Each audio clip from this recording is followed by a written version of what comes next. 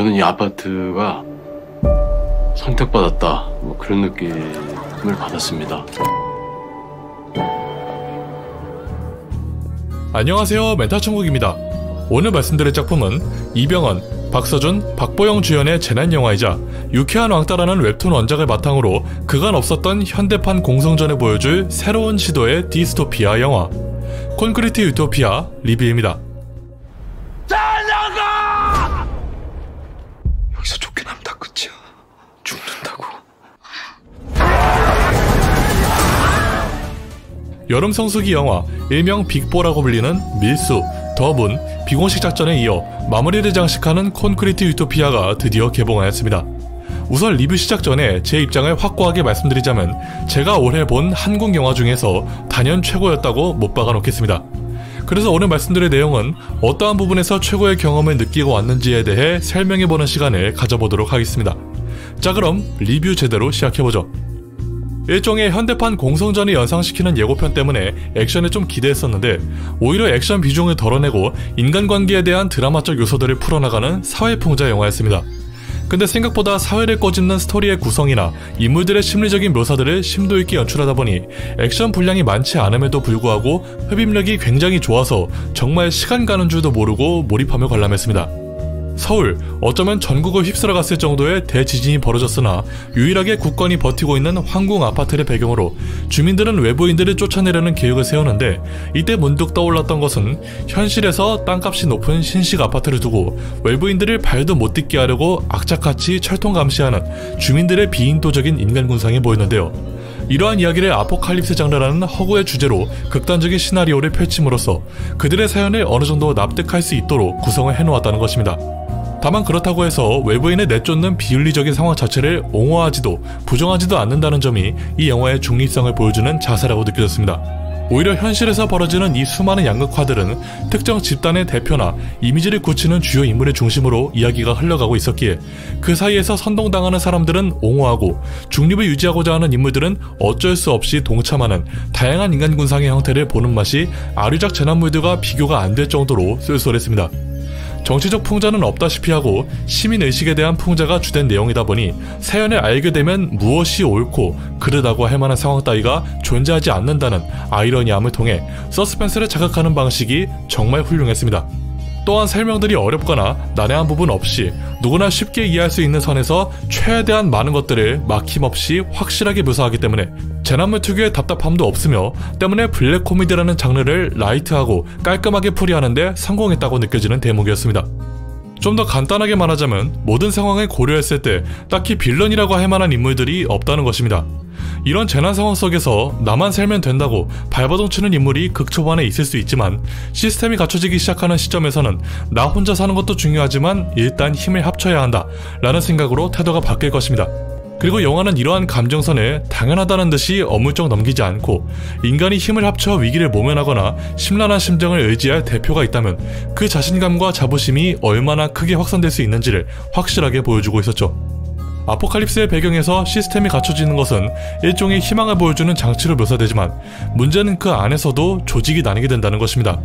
여기서 영화 콘크리트 유토피아를 통해 집중해볼 만한 것은 시민의식을 자극하는 선동이 얼마나 쉬운지, 그리고 그 선동을 통해서 이득을 보는 사람이 있는지, 마지막으로 쉽게 선동이 가능한 만큼 욕심을 통해 빠르게 무너질 수 있는지를 최대한 납득이 가능한 선에서 풀어가고 있기 때문에 재미를 위해서 억지로 과장시키는 요소가 없는 것도 영화를 현실적인 작품으로 만들어주고 있었습니다. 저는 이 작품을 보면서 박완서 작가의 옥상의 민들레꽃이 연상되었습니다.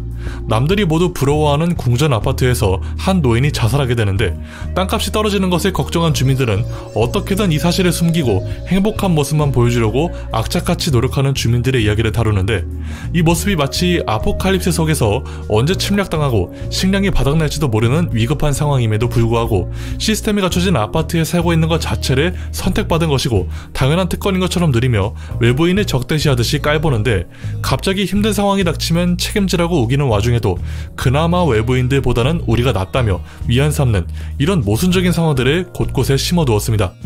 여기서 하나 더 덧붙여보자면 방금 얘기한 이중적인 잣대와 양극화가 부정적으로만 보여지는 게 아닌 이상적이고 희망적으로 생각하는 사람들에게서도 이중적인 잣대를 들이우고 있었기에 말 그대로 상황 자체만 놓고 바라보면 누가 선이고 악인지를 명확하게 구분지을 수 없는 그런 심리적인 요인을 자극하는 영화였습니다.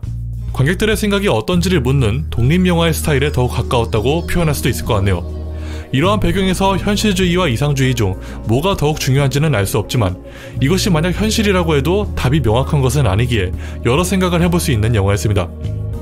엄태화 감독님은 비주얼과 영상미에 많은 공을 들이는 감독이라는 점만 알고 보러 갔는데 상상했던 것 이상으로 매력을 뽐내줘서 이 영상을 만드는 동안에도 일부 장면들이 생생하게 기억에 남았습니다.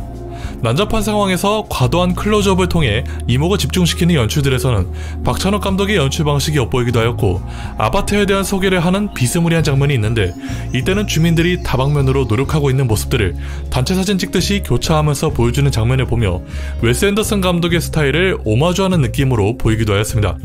물론 이러한 오마주 형식 연출들이 비중을 많이 차지하는 것은 아니고 일부 장면에서만 활용하는 느낌이라 엄태화 감독만의 스타일이 덜하거나 하진 않았습니다. 개인적으로는 콘크리트 색감이 영화를 통째로 감싸고 있다가도 안전한 곳처럼 느껴지는 집안에서의 모습 혹은 주요 인물이 감정적인 상태에 사로잡혀 있을 때 이따금씩 색감의 변화를 주는 것이 가장 마음에 들었습니다. 하지만 여기서 그치지 않고 갈등이 고조되기 시작하는 순간부터는 이러한 색감을 아예 무의미하다는 듯이 지워버리는 형식으로 다시 한번 변화를 주기에 칙칙한 색감을 역으로 활용하는 미장센이 믿고 보는 배우들의 연기력을 뒷받침해주기에 충분하지 않았나 싶더라고요. 작중 활용하는 소품들 또한 일종의 떡밥을 미리 던져주거나 감정선을 묘사하는 방식으로 활용하기도 해서 영상미에 많은 공을 들였다는 게 느껴지는 부분이기도 했죠. 하지만 역시나 가장 좋았던 장면은 오프닝에서 아파트 건설의 여정부터 평수가 점점 높아지고 가격이 폭등하는 현재까지 여정과 역사들을 미디어 형태로 짜집게 하는 장면이 있는데 이때 들려오는 즐거운 나의 집 노래를 적극 활용하여 성스러운 현대 문명의 여정을 보는 듯 하였고 뭔가 인류애를 자극하는 감정이 순간적으로 제 뇌를 에워쌌기에 그저 감탄사밖에 안 나오는 신이었습니다. 또한 초반에 나왔던 장면들이 후반에서 전혀 다른 의미로 느껴지는 수미상관 또한 꽤나 많이 등장해서 애네처로도 풀이해보는 맛이 있다고 느껴지는 영화였습니다. 다만 아쉬운 점도 있었기 때문에 이 부분도 언급하고 넘어가 보려 합니다. 영상 초반에 말씀드렸던 것처럼 예고편 때문에 액션을 기대하고 보러 갔으며 주제 또한 재난물이기에 그 부분에서도 궁금증이 컸었는데요. 확실히 관람 포인트를 액션과 재난으로 생각하고 간다면 크게 충족시켜줄 만한 요소는 부족했다고 생각합니다. 물론 액션은 매력적인 드라마만으로도 충분히 커버가 가능한 급이었고 재난물로서는 아파트 한 채만 버티고 있다는 게 비현실적이긴 하나 어디까지나 웹툰 원작 한정으로 바라봤을 때는 더할 나위 없이 흥미로운 주제이기 때문에 이것이 영화로 옮겨지는 과정에서 납득할 만한 각색의 필요성이 있어야 했다고 생각했습니다.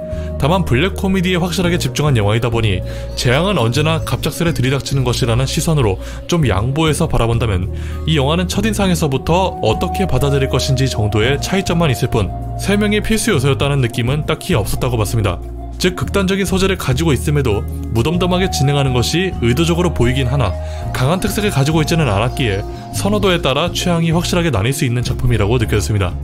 결론적으로 저는 이 영화가 올해 한국 영화 중 단연 최고였다는 입장입니다. 물론 가을 겨울에도 이보다 더한 명작이 나올 수 있다는 희망을 품고 있지만 뭐가 어찌되었든 지금 당장은 최고의 경험을 하고 나왔다고 말씀드리고 싶네요.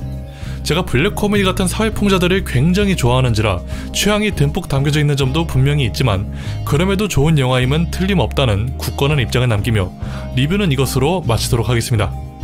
리뷰가 마음에 드셨거나 도움이 되셨다면 구독과 좋아요, 알람 설정, 댓글 부탁드리며 저는 이만 물러가겠습니다. 빠이빠이.